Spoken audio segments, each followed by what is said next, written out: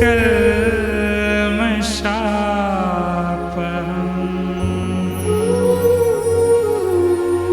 श्रवणमङ्गलम्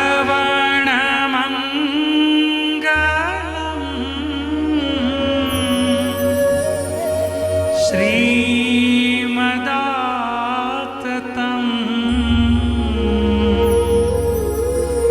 भुवि गृह्णन्ति ते भूरिदा जना।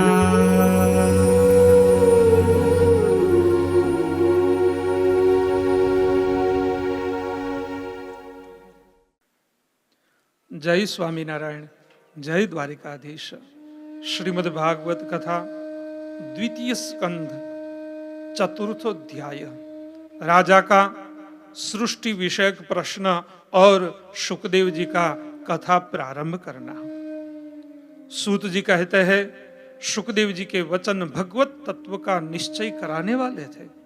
उत्तरानंदन राजा परीक्षित ने उन्हें सुनकर अपनी शुद्ध बुद्धि भगवान श्री कृष्ण के चरणों में अनन्य भाव से समर्पित कर दी। शरीर, पत्नी, पुत्र, महल, पशु, धन, भाई, बंधु और निष्कंटक राज्य में नित्य के अभ्यास के कारण उनकी दृढ़ ममता हो गई थी। एक क्षण में ही उन्होंने उस ममता का त्याग कर दिया। शौनक आदि ऋषियों, महामनस्वी परीक्षित ने अपनी मृत्यु का निश्चित समय जान लिया था।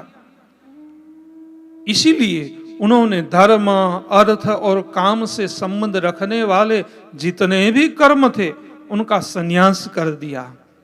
इसके बाद भगवान श्री कृष्ण में सुदृढ़ आत्मभाव को प्राप्त होकर बड़ी श्रद्धा से भगवान श्री कृष्ण की महिमा सुनने के लिए उन्होंने श्री सुखदेव जी से यही प्रश्न किया जिसे आप लोग मुझसे पूछ रहे हैं।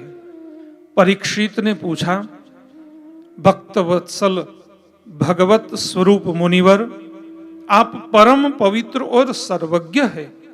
आपने जो कुछ कहा है वह सत्य एवं उचित है। आप ज्यों ज्यों भगवान की कथा कहते हैं, जहां रहे त्यों त्यों मेरे अज्ञान का पर्दा फटता जा रहा है। मैं आपसे फिर भी यह जानना चाहता हूं कि भगवान अपनी माया से इस संसार की सृष्टि कैसे करते हैं। इस संसार की रचना तो इतनी रहस्यमय है कि ब्रह्मादि समर्थ लोकपाल भी इसके समझने में भूल कर बैठते हैं। भगवान कैसे इस विश्व की रक्षा और फिर संहार करते हैं। अनंत शक्ति परमात्मा किन किन शक्तियों का आश्रय लेकर अपने आप को ही खिलौने बनाकर खेलते हैं। वे बच्चों के बनाए हुए धरोदों की तरह ब्रह्मांडों को कैसे बनाते हैं और फिर किस प्रकार बात की बात में मिटा देते हैं। भगवान श्री हरि की लीलाएं बड़ी ही अद्भुत अचिंत्य है, इसमें संदेह नहीं कीजिए। बड़े बड़े विद्वानों के लिए भी उनकी लीलाओं का रहस्य समझना अत्यंत कठिन प्रतीत होता है। भगवान तो अकेले ही है। वे बहुत से कर्म करने के लिए पुरुष रूप से प्रकृति के विभिन्न गुणों को एवं साथ ही धारण करते हैं अथवा अनेकों अवतार ग्रहण करके उन्हें क्रमशः धारण करते हैं। मुनिवर, आप वेद और ब्रह्म तत्व दोनों के पूर्ण मर्मज्ञ है, इसलिए मेरे इस संदेह का निवारण कीजिए। सूत जी कहते हैं, जब राजा परीक्षित ने भगवान के गुणों का वर्णन करने के लिए उनसे इस प्रकार प्रार्थना की, तब श्री सुखदेव जी ने भगवान श्री कृष्ण का बार बार स्मरण करके अपना प्रवचन प्रारंभ किया। श्री सुखदेव जी ने कहा, उन पुरुषोत्तम भगवान के चरण कमलों में मेरे कोटि कोटि प्रणाम है, जो संसार की उत्पत्ति, स्थिति और प्रलय की लीला करने के लिए सत्व, रज तथा तमोगुण रूप तीन शक्तियों को स्वीकार कर ब्रह्मा, विष्णु और शंकर का रूप धारण करते हैं, जो समस्त चर अचर प्राणियों के हृदय में अंतर्यामी रूप से विराजमान है, जिनका स्वरूप और उसकी उपलब्धि का मार्ग बुद्धि के विषय नहीं है, जो स्वयं अनंत है तथा जिनकी महिमा भी अनंत है, जो सत्पुरुषों का दुख मिटाकर उन्हें अपने प्रेम का दान करते हैं, दुष्टों की सांसारिक बढ़ती रोककर उन्हें मुक्ति देते हैं, तथा जो लोग परमहंस आश्रम में स्थित है उन्हें उनकी भी अभिष्ट वस्तु का दान करते हैं, क्योंकि चर अचर समस्त प्राणी उन्हीं की मूर्ति है, इसलिए किसी से भी उनका पक्षपात नहीं है। जो बड़े ही भक्त वत्सल है और हठ पूर्वक भक्तिहीन साधन करने वाले लोग जिनकी छाया भी नहीं छू सकते, जिनके समान भी किसी का ऐश्वर्य नहीं है, फिर उससे अधिक तो हो ही कैसे सकता है।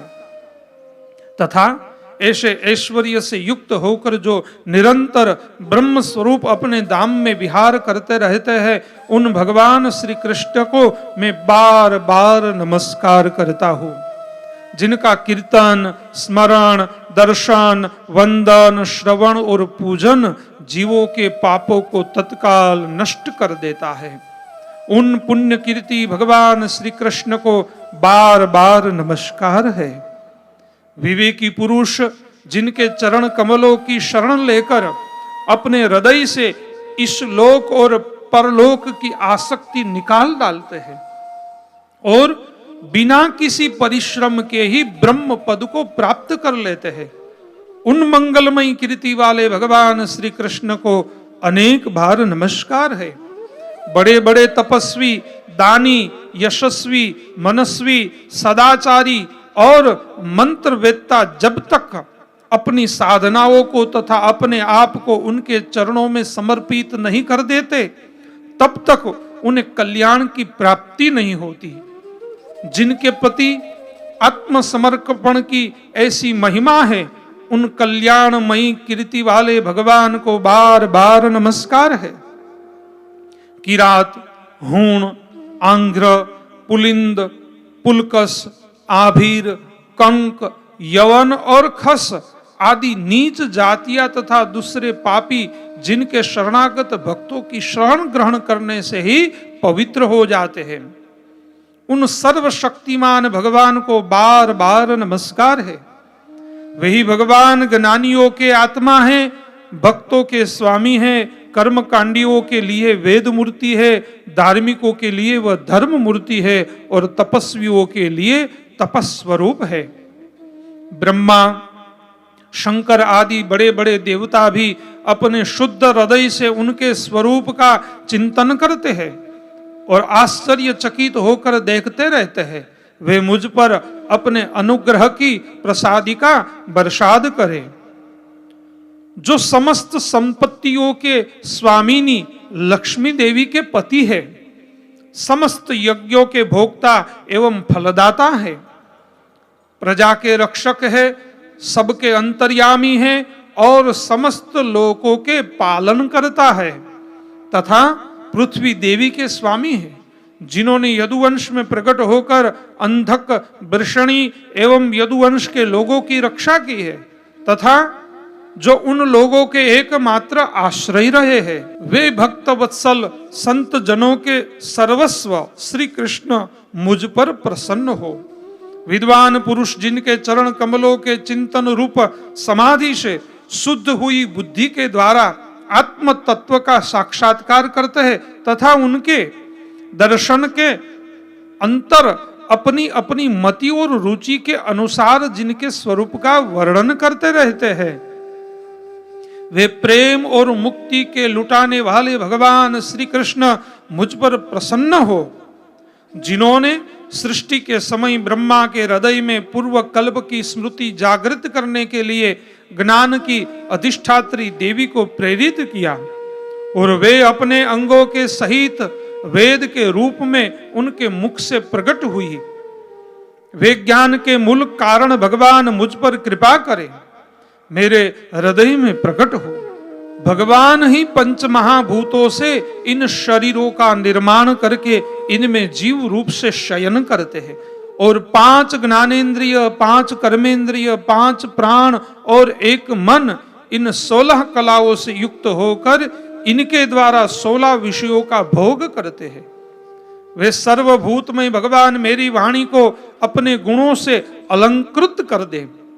संत पुरुष जिनके मुख कमल से मकरंद के समान जरती हुई ज्ञानमयी सुधा का पान करते रहते हैं, उन वासुदेव अवतार सर्वज्ञ भगवान व्यास के चरणों में मेरा बार बार नमस्कार है।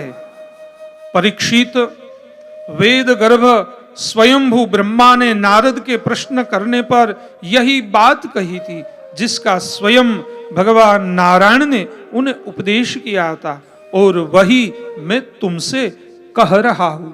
इति श्रीमद्भागवते महापुराणे पारमहंस्याम संहितायाम द्वितीय स्कंदे चतुर्थोध्याय। जय स्वामीनारायण, जय द्वारिकाधीश।